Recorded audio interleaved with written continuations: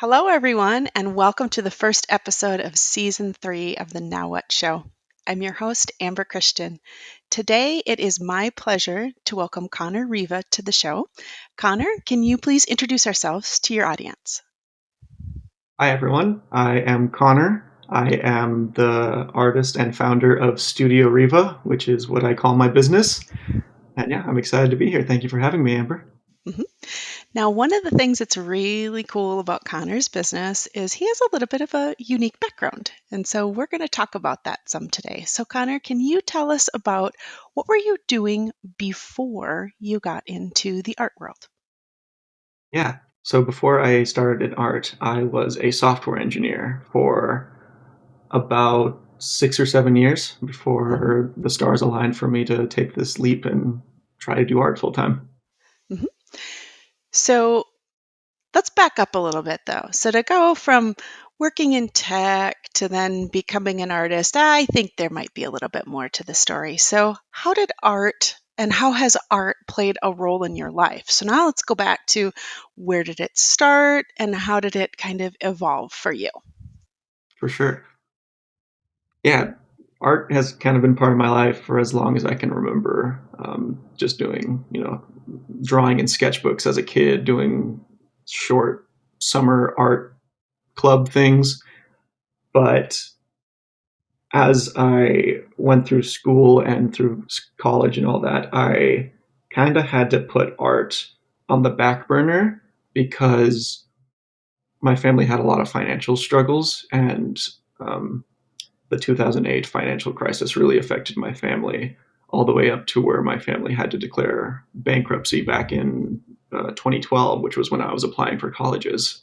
So at that time, I was so financially scared that that's why I chose to jump into computer science, because I wanted to pick a career that I knew would kind of help me be financially stable. So I got scared into programming, but uh, after doing that for a bit of time and in college, I found that trying to squeeze myself into this I'm a computer science box was really detrimental to me, and I found myself hating my studies, hating programming, hating all that. So what I did at the time was add an art minor in college, and that helped me kind of have that creative outlet while I was still doing programming. And so post college, yeah, I did the typical thing and got a job as a software engineer and stayed there. But it wasn't until about 3 years ago when my wife and I moved to Cleveland, Ohio from Southern California, where we are from. She's from Northern California. I'm from Southern California. I was able to take my job, my software engineering job remote to Cleveland. And while we were there, my wife was going through grad school. And so during that time, I just stuck the course. I stayed as a programmer. And because of the lower cost of living of Cleveland, I was able to just put a lot of money into savings. And once my wife finished grad school and got a job, I started running the numbers and realized, okay, I have enough savings to where I can take this leap and try this out for a couple years to see if I can make this a viable option or make this, feasible as a long time career in art. Which that's the goal. I hope I can do so, but that's kind of what led to where we are now. And so it's been almost a year of being full time artist, and it's been a great journey so far. mhm. And so there's a lot of pieces to this story that I think are really interesting because you spent a number of years learning the discipline of engineering, which you knew would get you a job. And I worked in the tech industry for 20 years and very much, I'm a systems thinker, so I think very systematically and very engineering wise. And yet this other part of you pursued the art at the same time. And so it's like you were trying to honor both sides of yourself while saying, hey, I have to have a job that's going to pay the bills, because it wasn't like you had a lot to fall back on, right? You talked about it was a challenging family situation, so it's not like you could look around you for easy answers. So you had to do something that was going to basically pay the bills and afford you a comfortable living, essentially. And tech does that for a lot of things. And yet, then this other part of you is like, let's do art, which is, talk about switching right and left brain, Mhm. right, in the two processes. So that part, now, while you were working in the early years, while working in tech, were you still doing art on the side? What kind of art? How was art involved in your life in that gap period? You're working full time in tech. Where did art fit during that period of time for you? Sure. Yeah, at the time, the thing I had the most access to was I had an iPad with an Apple Pencil, and so I was doing digital painting on my iPad, and that's kind of where I got my fix. And tried to play the social media game for a while, just doing the things I drew, and I only got so far because it wasn't bringing me a whole lot of life. It was just kind of another task to check off to try and get out of tech. Is like, oh, I need to make it big on social media, and that's how I'm gonna get out of tech. But I quickly found out that I cannot do two full-time jobs at the same time. No, no, you really can't. Yes. So you started with the digital art, but then something happened. Tell us what happened. Yeah, it was, I think, about 2 years ago, one of the creators I follow online released a kit to create a 3D kind of miniature diorama of a blacksmith's workshop, like a fantasy blacksmith's workshop. And so I was interested. I bought this kit, and it included all the materials and items and tools you would need, from plaster to paint to balsa wood to fake grass and foliage to fake rocks and everything you would need to create this workshop. And I fell in love with it, and it kind of opened up the floodgates of three-dimensional art and mixed media art.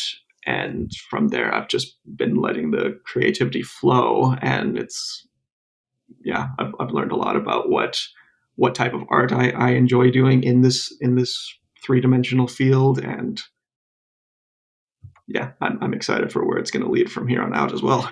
Yes, and so it also bridged that gap of you were moving from the digital world back into the physical world, which I think is also interesting and saying, "Oh, okay, now I've got this tangible physical thing and holy smokes, I really like this." Mhm. And so how do you think that led to where you've started with your physical art. So let's talk a little bit more about what you started building because you're still in the early stages. And what's so fun about talking with Connor, like for people watching this, is his style is still evolving. Like, how often do you get to talk to people who are like, I'm still kind of figuring it out. I'm dabbling in a lot of different things, as opposed to, I have my distinct style. You're on this journey of discovering it because you've figured out it was moving from digital to physical and these three dimensional. And now within that space, let's talk a little bit more about the processes and how you're starting to develop that out. So, what were the first things that you made when you started this versus what you're making now? Hmm. So the first initial things I made were just similar to that blacksmith's workshop, with just simple dioramas and kind of those three-dimensional items.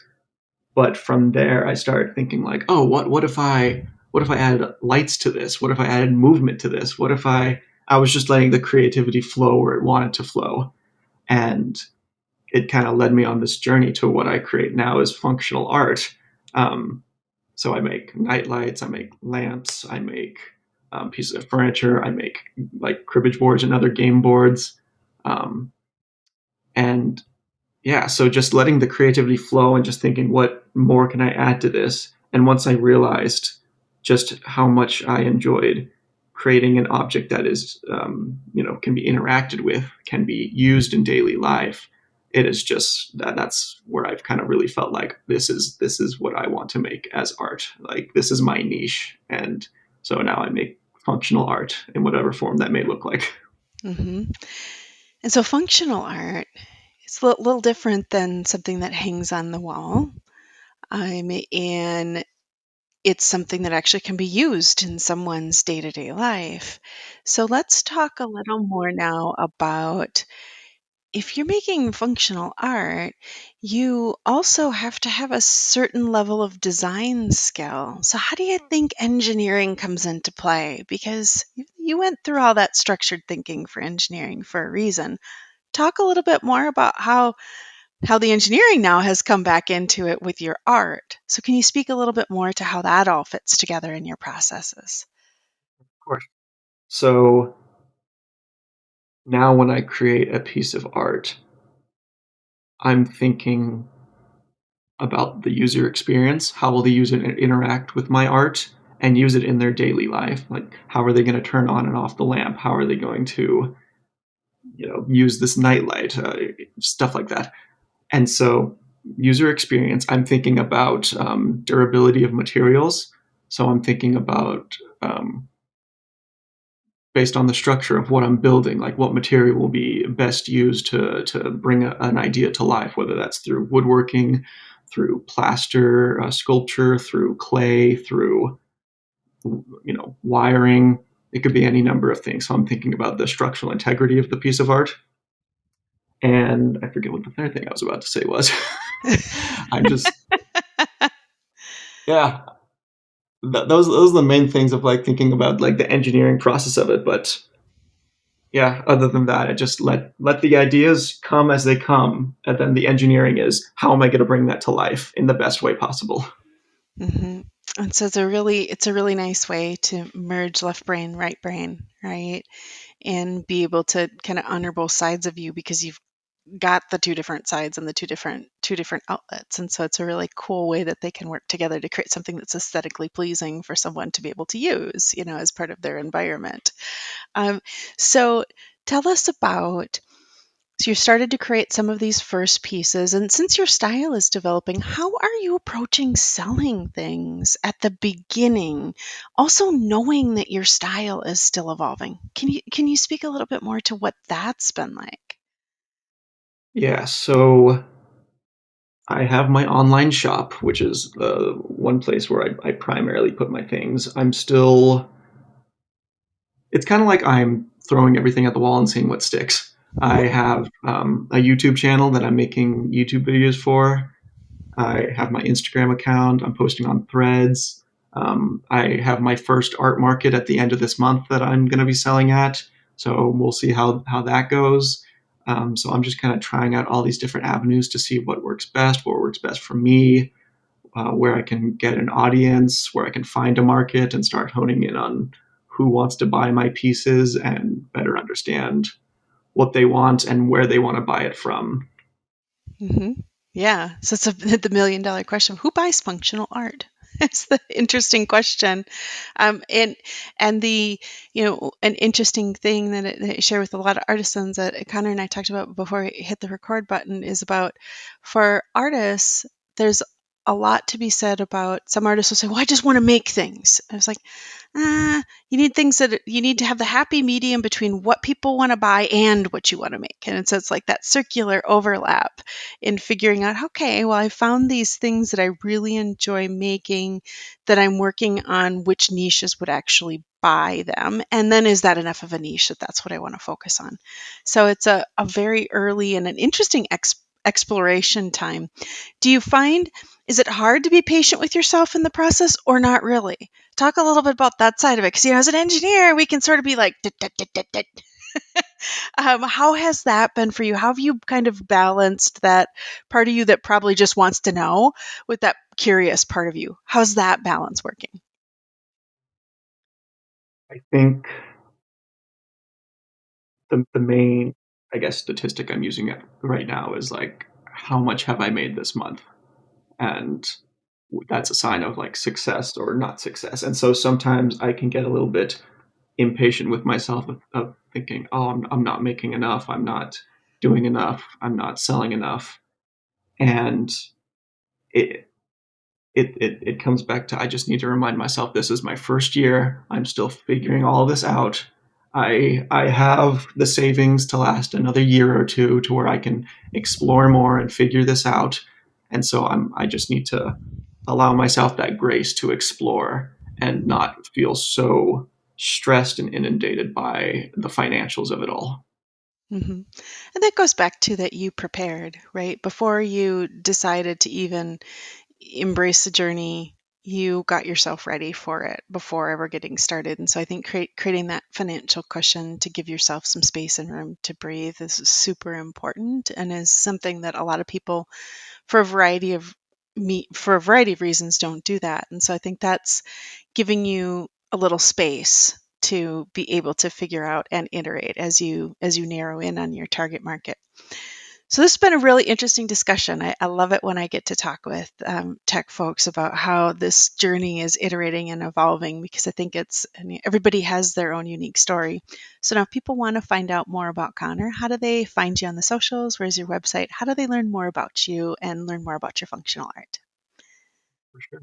My website is studioriva.art, and on the majority of the socials, I am just at Studio Riva, except for Mhm. YouTube, it's Studio_Riva because Studio Riva was already taken at that point. But yeah, that's where you can find me. I am active on all of them as much as possible, so you can reach me anywhere. All right, wonderful. Well, thank you so much for joining us today, Connor. It's been such a delight to talk with you and learn more about your journey as an early stage business and really appreciate your time today. So, thank you so much. And any final words you want to say to the audience before we wrap up? Yeah, well, first of all, thank you, Amber, for having me on the show. I'm really appreciative for it. And I just want to acknowledge that I know it's not possible for a lot of other artists to create that cushion for them. And so this is in no way like downplaying like your struggle because it's valid and the love of creation is also very valid. And I wish everyone would be able to have the freedom to explore like I do. And I realize that they don't. So Mhm. just much love to all the artists out there who are struggling to try and make it work. You are Yes. strong. Absolutely. And this year in particular, with an election year, down economy, and all of that, we send much love out to all the artisan businesses that are basically living to fight and just trying to get through the fight and survive this year and as the economy and some of the economic spending heals. So absolutely. So thank you so much, Connor. Thank you so much for joining us today, and thank you everyone for tuning in. And we will catch you next time.